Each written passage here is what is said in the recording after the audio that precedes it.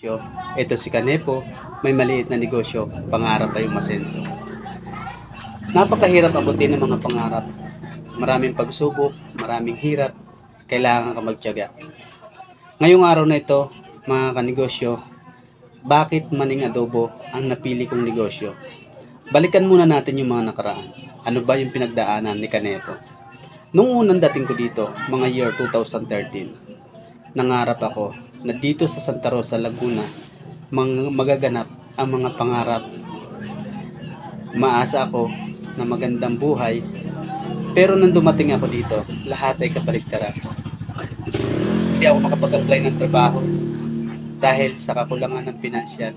Siyempre, baguhan lang tayo. Nandito yung pamilya ko, kasama ko yung 3 kong anak at yung asawa ko. Nahirapan kami. Kahit pagtitinda ng kamote, ginawa ko. O nakapagtrabaho ako, ilang araw natanggap ako.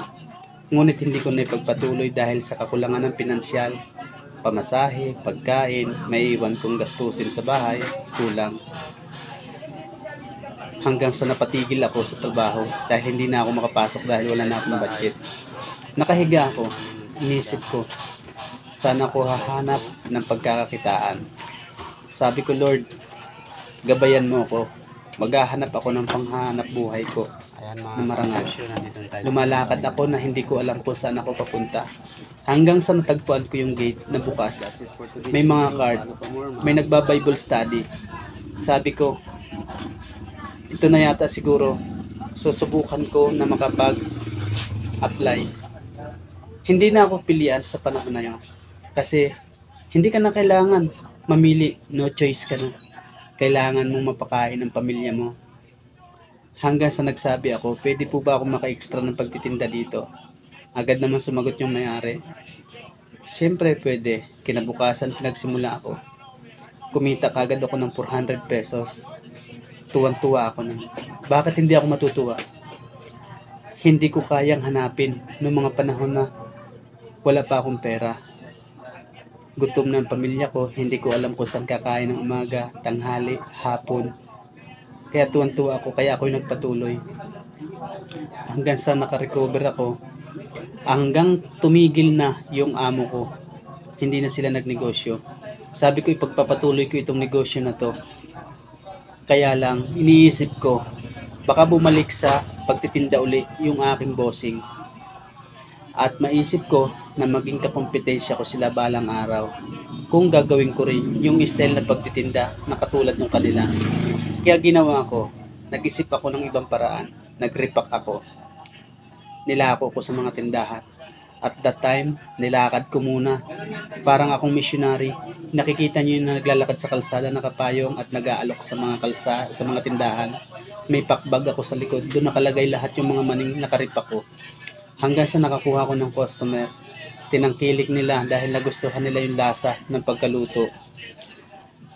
Hanggang sa nakabili ako ng bike, nagpatuloy pa rin ako hanggang sa nakabili ako ng motor, nakabili ako ng tricycle, hanggang sa dumami na yung aking mga customer, hanggang sa nakilala ko yung Tabs Chicharon, na sila po ay gumagawa talaga ng mga chicharon na kung saan nagkaroon ng dalawang pagkakataon na may palabas sa unang hirit dito sa Santa Rosa.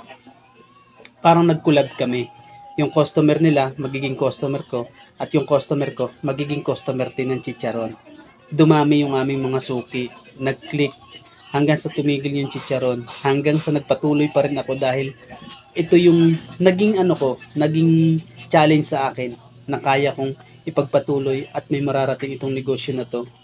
Kahit napakahirap, minsan nakakaranas ka talaga na pagbagsak, laban lang, makakabangon uli. Ganun lang naman talaga sa negosyo. Hanggang sa dumating yung pandemya, hindi ko alam na ito pala ang negosyong ito ang makatutulong para sa amin, para makarecover, makasurvive, para makakain kami ng panahon ng lockdown. Dahil ito ay pagkain, nakakalabas ako, nakakapag-deliver ako. Maraming kwento ang aking pinagdaanan. Hanggang sa naubos din yung puhunan ko nung panahon ng lockdown. Hanggang sa nagbigay ng puhunan, nagbigay ng ayuda ang pamahalaan ng 6,000. Ginawa ko itong pinuhunan Pinagpatuloy ko ulit yung pagnenegosyo ko at tuwan-tuwa ako dahil ngayon dating pangalan namin Special Asli Peanut. Kung pinaikli mo, Asli Special Peanut ASP. Yun yung abbreviation ng pangalan namin. Dumating yung SAP. Kaya sabi ko, baligtarin ko kaya yung pangalan ko. Imbes na ASP, gawin kong SAP. Kuha sa hango kuha o hango sa SAP. Dahil ngayong puhunan namin ay doon uli nagsimula.